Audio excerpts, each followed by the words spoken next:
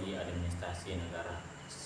Di kesempatan kali ini saya ingin menyampaikan beberapa soal dari Pak Dani atau prodi pimpinan negara. 1. Pemimpinan dalam birokrasi publik. Birokrasi publik adalah proses mempengaruhi dan mengarahkan aparatur negara untuk mencapai tujuan pelayanan publik yang efektif, efisien, akuntabel, dan responsif terhadap kebutuhan masyarakat.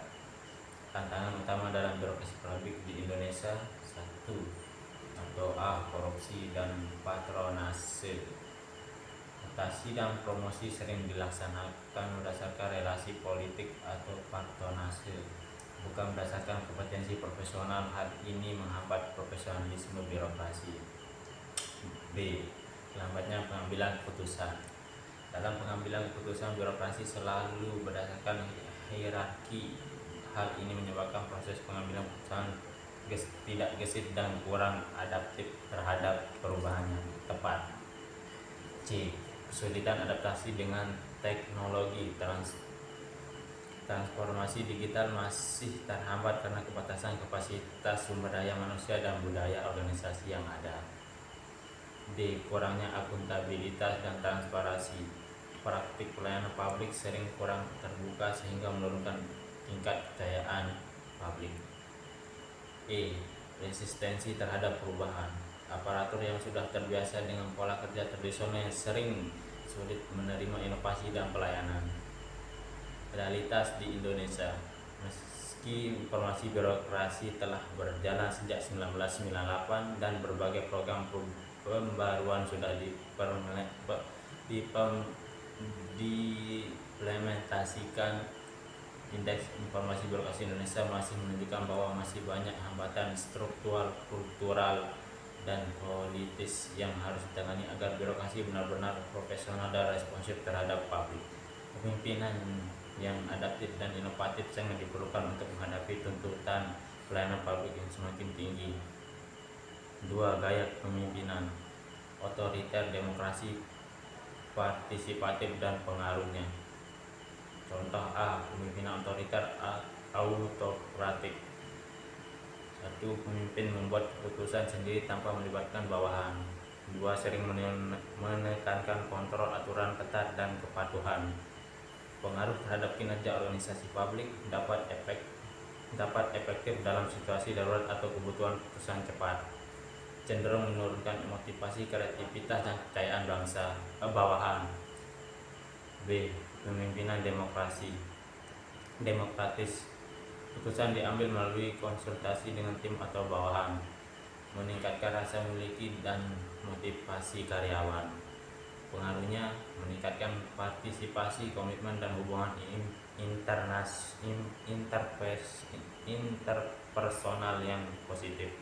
Dapat mendorong inovasi dan kerja jangka panjang. C. Kepemimpinan partisipatif. Lebih jauh dari demokratis, melibatkan publik atau komunitas dalam pembuatan keputusan.